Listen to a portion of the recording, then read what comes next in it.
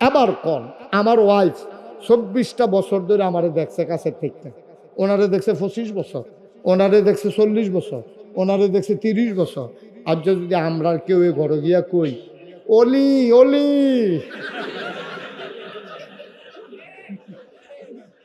এমন আছে একটা আইস দিয়া বেহুশ হইতে পারে।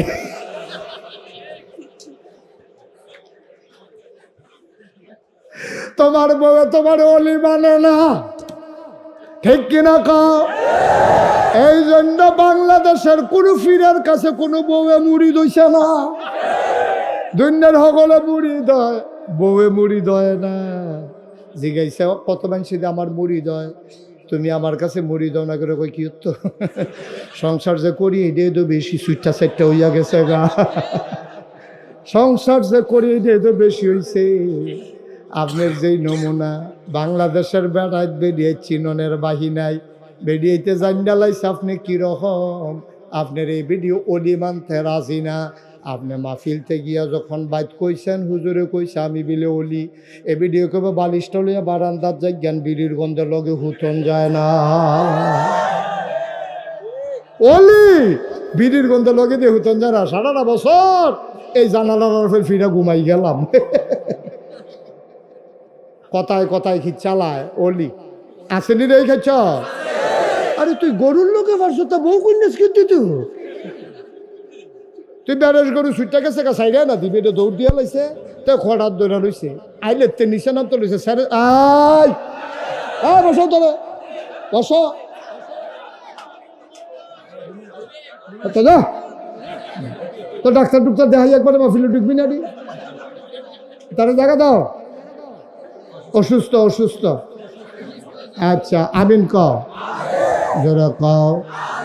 ওই বিড়ির কথা শুনছে যে তার বমি বমি ভাব হইয়া গেছে, তো আবার বিড়ি সহ্য করতে পারে না।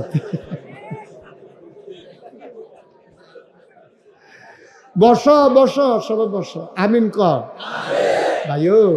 ও ভাই, এই জন্য সবচেয়ে বড় ডাক্তার, সবচেয়ে বড় প্রেসক্রিপশন যিনি দেবেন, যিনি তোমাকে সার্টিফাই করবেন, আমরা ইউনিয়ন চেয়ারম্যান থেকে গিয়ে সনদপত্র আনি, চারিত্রিক সনদ, এমপি সাহেবের থেকে গিয়ে সনদপত্র আনো না, তোমার সনদ দেবে তোমার স্ত্রী।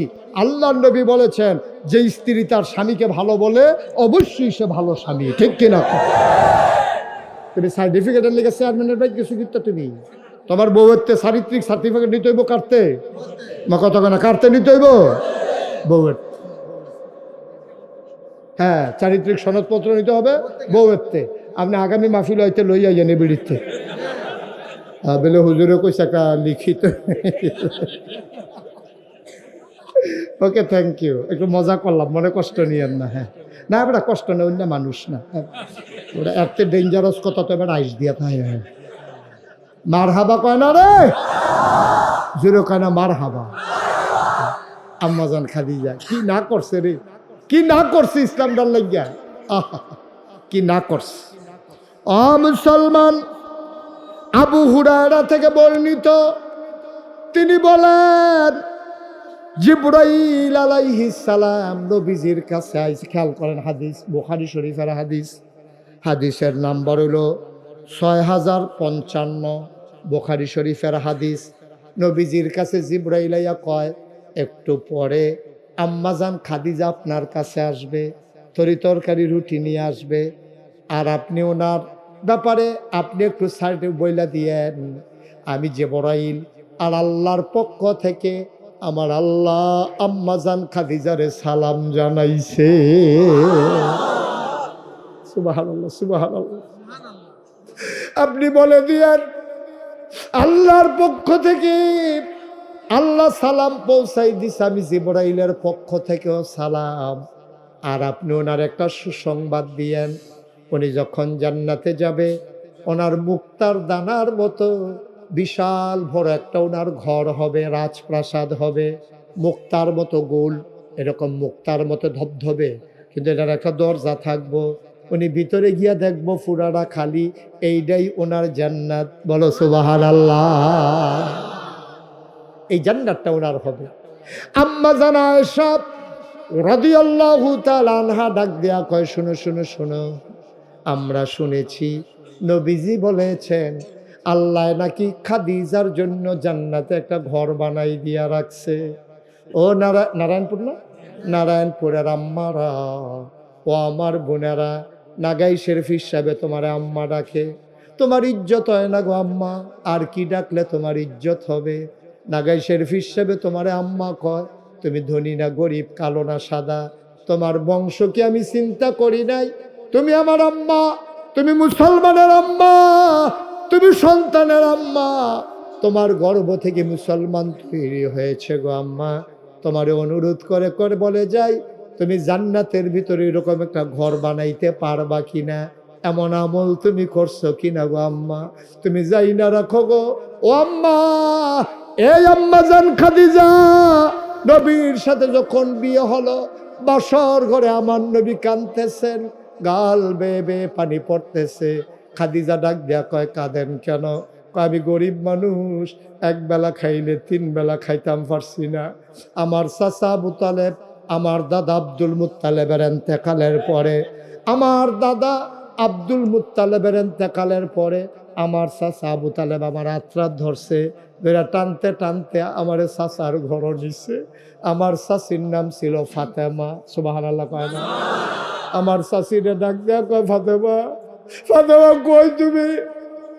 নবীজি কয়, চাচিয়ে দৌড়ে যাইছে। আমার চাচা আলী আবু তালেব ডাক দেয়া কয়, ফাতেমা তারে চিনছনি? তেমদার মোহাম্মদে আবদুল্লাহ ভাই সাহেবের ফুতে, তার বাপও নাই, তার মাও নাই, দাদায় তারে বড় করছে, আব্বায় তারে বড় করছে আব্দুল মুত্তালেবে। আব্বাই ওদি মইরা গেছে, তে কই যাইব, কার কাছে যাইব? তো থাকবো কই, তা খাইব কি, যাইব কার কাছে?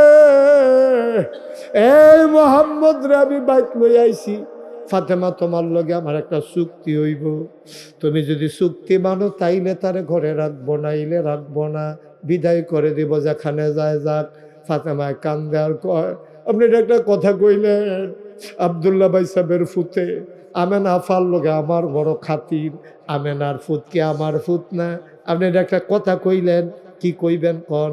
আমার তো বাচ্চা কাচ্চা বেশি, আমি গরিব মানুষ, ঘরে যখন রান্না হবে, রান্না শেষ হয়ে গেলে তুমি কথা দাও, আগে খাবে আমার মোহাম্মদ, তারপরে খাবে আমার নিজের সন্তানেরা। আগে আমার মোহাম্মদ খাবে, এর আগে আমার সন্তানেরা যেন খাইতে না দেখি। ফাতেমায় কথা দিলেন, আবু তালেবের স্ত্রী ফাতেমা কয়, ঠিক আছে, আমি কথা দিলাম, মোহাম্মদ আগে খাবে, তারপরে আমরা খাবো। দিন যায়, রাত যায়, সময় গনিয়ে যায়। আবার তো নবীজির সাথে খাদিজার বিয়ে হয়ে গেল, বাসর ঘরে নবীজি কাঁদতেছেন। ডাক দেয়া, আপনি কান্দেন কেন?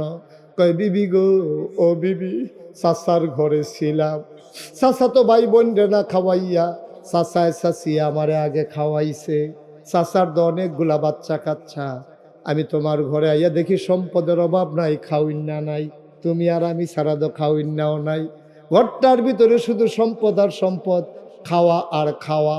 আমি কানতে আছি আমার সংসার, চাচার সংসারের কথা মনে কইরা। আপনি কি চান? কয়, আমি চাই চাচার অনেকগুলা সন্তান থেকে একটা যেন আমাদের ঘরে নিয়ে আসতে পারি। কয়, চলেন যাই। খাদিজা গেছে, ইয়া কয়, আলিয়ে ডাক দিয়া কয়, খাদিজা বৌমা কেন আসছো, কি চাও? কয়, আপনার বাতি যায় কইব। কয়, না না, আমি কি কয়াম, ঘর তোমার, আমি কয়াম কি তুমি কইবা?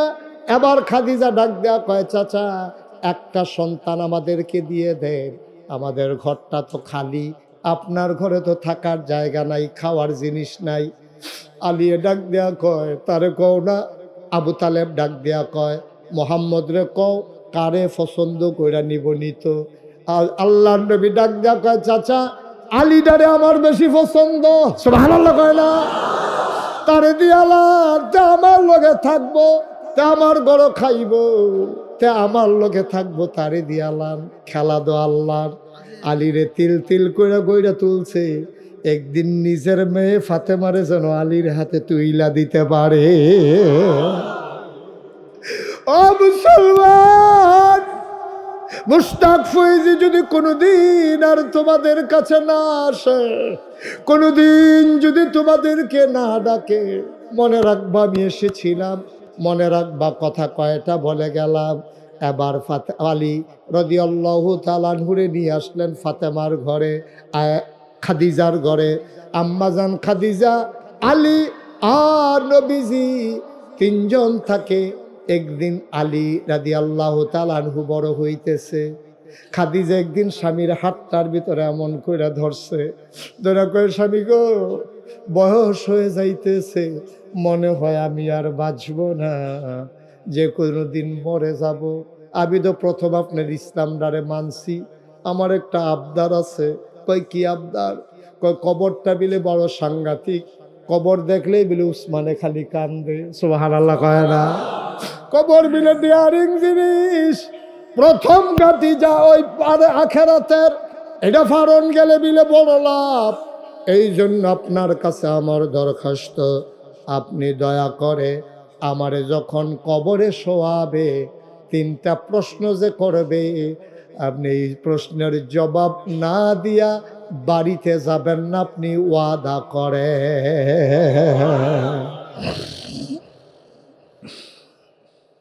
আল্লাহর নবী ডাক দেয়া কয়, যাও যাও যাও, চিন্তা কইর না, আমি ওয়াদা করলাম, মুনকার নাকির যখন আসবেন, ফেরেশতারা যখন সওয়াল জবাব করার জন্য আসবেন, আর ওই মুনকার নাকির যখন হিসাবের খাতাগুলো তুলে ধরবেন, খাদিজা আমি কথা দিলাম তোমারে আমি যে প্রশ্নের জবাব না দিয়ে বাড়িতে যাব না।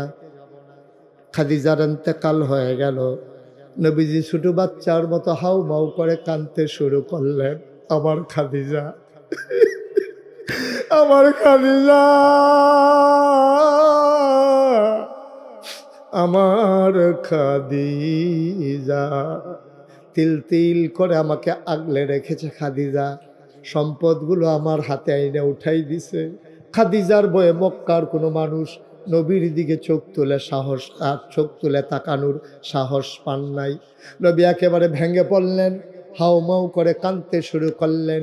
সাহাবারা এসে জিজ্ঞেস করে, ইয়া রাসূলুল্লাহ, আপনি না বলেছেন কেউ মারা গেলে যেন না কাঁদে, আপনি কেন কান্না শুরু করে দিলেন? নবীজি কয়, এই কান্না ওই কান্না না, এই কান্না হইল খাদিজার প্রতি মুহাম্মদের ভালোবাসা। জানাজা হয়ে গেল,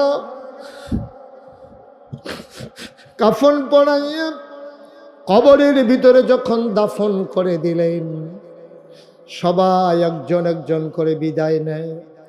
আমার নবী কবরের সীমানা ছেড়ে যান না। নবীর চরম পরম প্রিয় বন্ধু আবু বকর সিদ্দিক, উনিও পাশে দাঁড়িয়ে কাঁদতেছেন, নবীজিও কান্দে। কবরে ঘুমিয়ে আছেন খাদিজা, নবী নিজে নেমে কবরে শোয়াই দিলেন।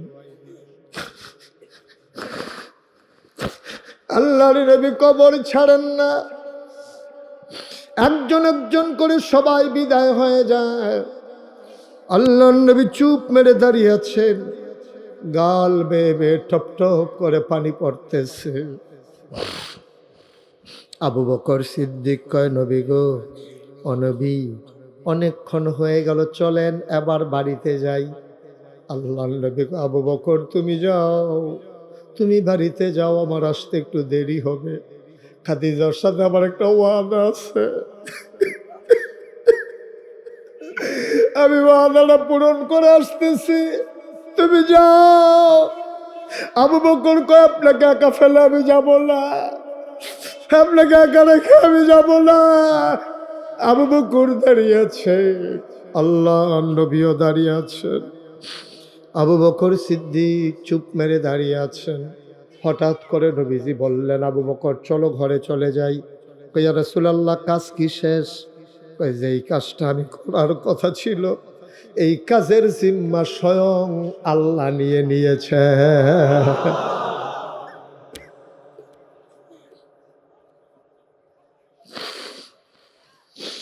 আমার আল্লাহ জিম্মা নিয়ে নিয়েছেন। নবীজির কান্না দেখে আল্লাহ সইতে পারেন নাই, জিবরাইলকে ডেকে বললেন, ও জিবরাইল,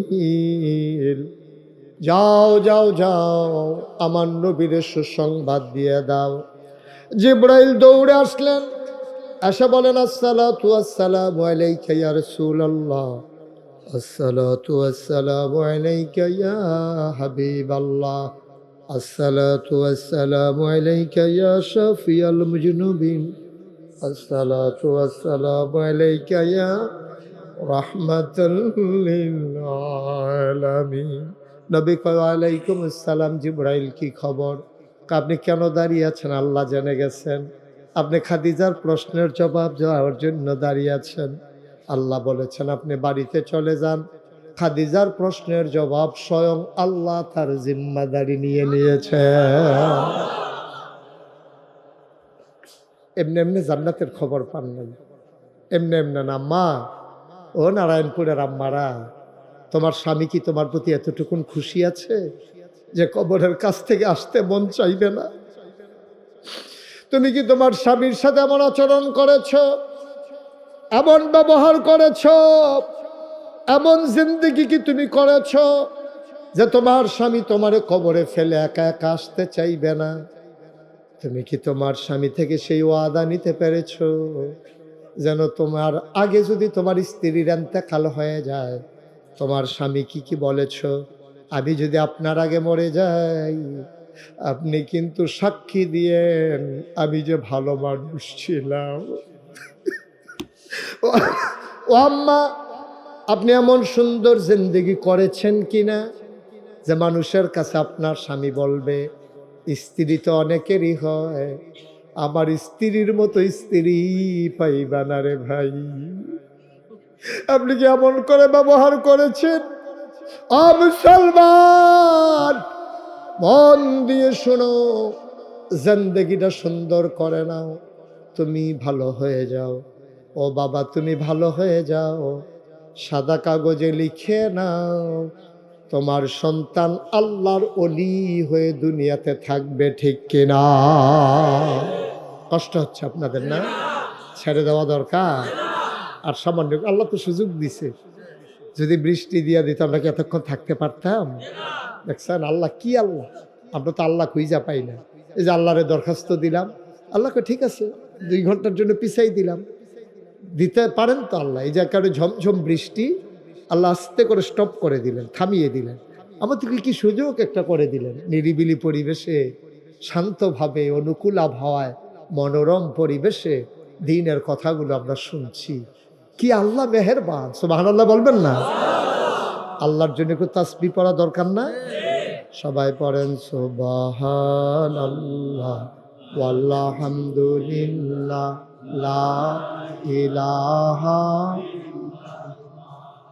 সুবহানাল্লাহ ওয়ালহামদুলিল্লাহ